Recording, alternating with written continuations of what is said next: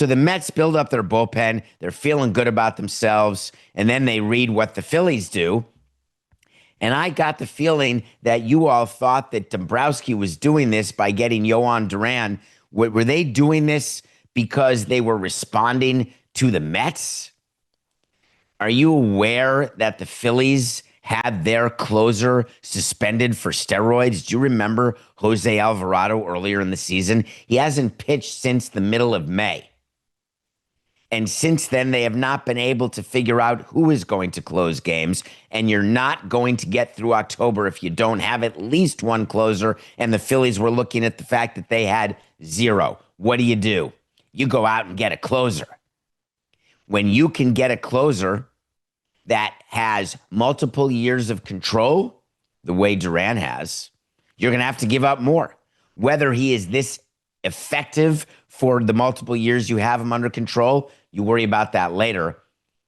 The Twins, who are moving a closer with control, can expect to get a better return than the Giants, who are moving a pitcher, Rogers, bullpen arm, great setup guy, with no years of control. Did the Phillies give up more to get Duran than the Mets did to give up both the Cardinals and the Giants bullpen arm? And the answer is yeah. When you trade an 18-year-old catcher, that's no joke.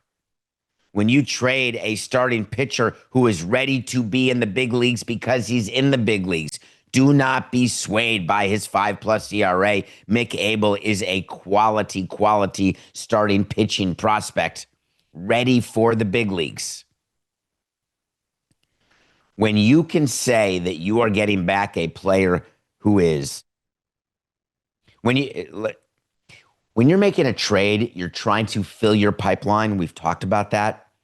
Filling your pipeline goes from guys who are 18 years old and they're in single A or high A and they're 3 years away, maybe 4 years away. Then you fill it in with a double A guy, a triple A guy, and are ready for the big league or in the big leagues. That's called filling the pipeline. And when you have an opportunity to fill your pipeline in multiple ways in a trade, you like that. Do the Twins, should they be looked at askance? Is it an issue with the sale of the team that they traded their closer? No. I heard that one going around yesterday. Makes zero difference. The price hasn't gone up. The price hasn't gone down. It is zero difference that Duran is not on the Twins anymore. What the Twins' value is, zero.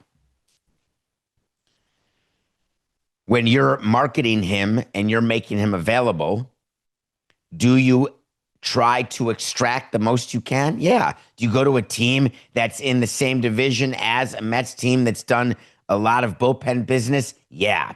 Do you expect then the Phillies to overpay for Duran in a response to what the Mets have done? No.